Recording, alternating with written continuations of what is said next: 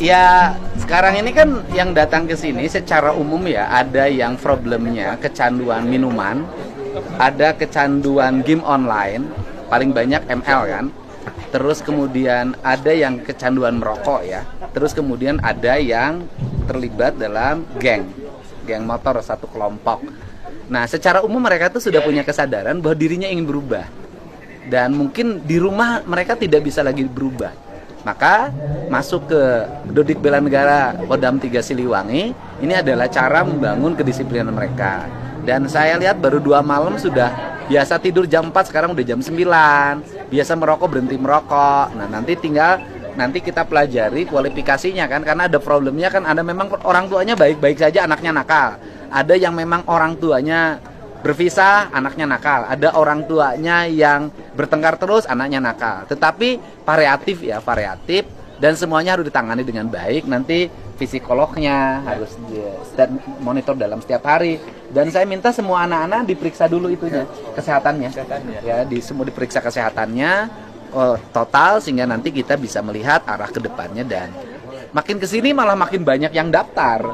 Gitu. Artinya ada kegelisahan dan orang tua melihat tayangan-tayangan yang objektif oleh teman-teman media, akhirnya banyak yang hari ini mungkin sudah berbondong-bondong ini nitipin anaknya.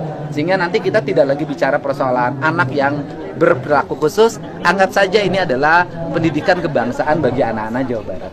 Saya anggap itu aja, pendidikan kepemimpinan dan kebangsaan. Nanti kita bikin gelombang-gelombang saja. Nanti gelombang pertama misalnya 500, gelombang kedua 500, terus berkesinambungan dalam setahun, tidak pernah berhenti. Dan setelah itu saya akan menyasar pada orang dewasa. Ini akan yang saya lakukan program untuk orang dewasa. Orang dewasa begini, orang mabuk tiap hari meninggalkan istrinya, itu kan nggak bisa dipidana. Orang yang bertengkar di rumah nggak bisa dipidana. Orang yang nggak pernah balik ke rumahnya meninggalkan tanggung jawab terhadap anak-anaknya kan nggak bisa dipidana. Kemudian tidak semua hal bisa dipidana dan tidak semua hal dipidana. Maka saya memilih nanti ketika ada orang bikin rusuh di sebuah daerah, kemudian kerjanya mabuk aja atau misalnya bergeng-geng di jalanan, nanti dijaring kemudian diserahkan ke Kodam 3 untuk dididik di Dodik ini. Ini kita ini pengen menangani. Artinya bahwa kalau ini dibiarkan akan ada pelanggaran HAM berikutnya. Yaitu satu, HAM orang tuanya terlanggar oleh pelaku anaknya. Yang kedua, HAM orang lain terlanggar, mereka yang terluka itu terlanggar.